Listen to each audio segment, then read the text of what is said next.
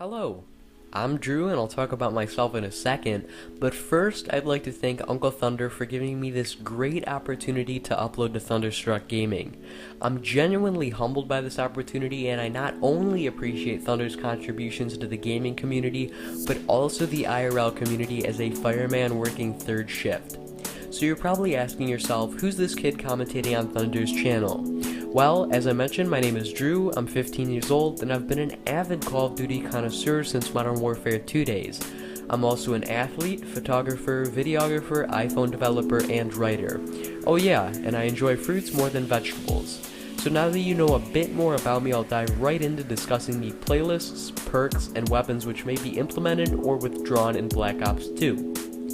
Now, I'm well aware there isn't much legitimate information on the title yet, however, I'm here to voice the thoughts of myself and the gaming community to the developers in a clear and concise manner. If you have any concepts of your own for Black Ops 2, I encourage you to leave a comment below or tweet at David Vonderhaar, because the gaming community truly influences the Call of Duty series a lot more than you may think. So my first collection of thoughts for Black Ops 2 involves specific playlists. I was thinking that Treyarch should revive the Boot Camp playlist featured in COD 4 and Worlds at War. It was an awesome concept because players rank 1 to 10 could gradually become more experienced in a non-competitive environment. And speaking of competition, I think the competitive playlist shown in Black Ops should also be resurrected. This playlist was gauged for above average to professional players and allowed for more tactical playstyles which lessened the tryhards in conventional multiplayer. My final two thoughts are simple. Have the Wager Match playlist return and add a never-before-seen rushing playlist in the multiplayer. The Wager Match playlist was a whopping success in Black Ops, and if the Call of Duty currency system does not reappear, players could be rewarded with XP as a substitute. As far as the rushing playlist, I envision the map being partitioned into 20 or so sections, depending on the map's magnitude. A player may only stay in that division for a set amount of time, 15 seconds let's say, and if the player fails to comply, he is killed. This playlist would significantly reduce camping and create exhilarating, fast-paced gameplay for all. Novice or expert, the variations of Last Stand in the Call of Duty series have most likely been a detriment to your playstyle. But if Last Stand is reborn into Black Ops 2, a randomness factor should be added, such as contrasting the sensitivity to the player's sensitivity or a flashed HUD. Likewise, death streaks should be nerfed if not removed.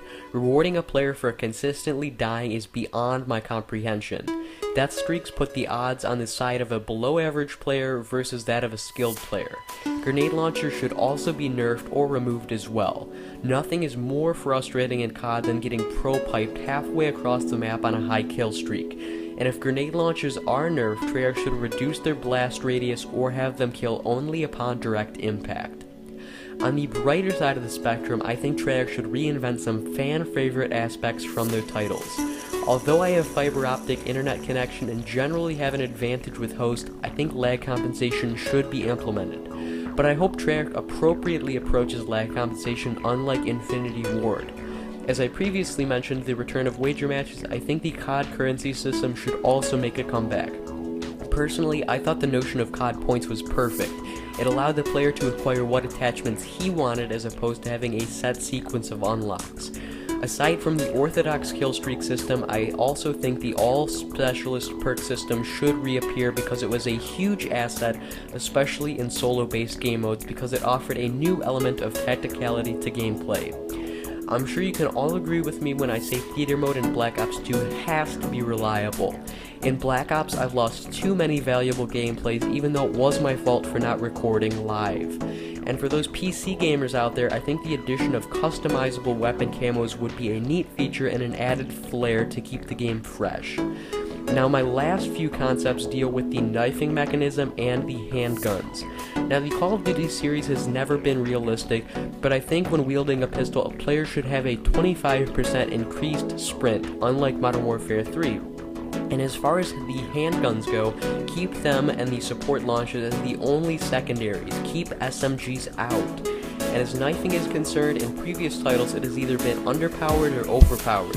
Treyarch needs to achieve a healthy balance, preferably an automatic 2-knife kill unless equipped with a 1-knife kill perk, which would compete with the first tier perk slot. So guys, that's all for today. I hope you enjoyed my ideas for Black Ops 2, and again, if you have any ideas of your own, get in contact with David Vonderhaar or myself via Twitter at DrewPoint.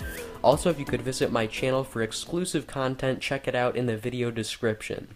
Thanks for listening, and thank you Uncle Thunder for allowing me to post. I'm Drew, and I'm out.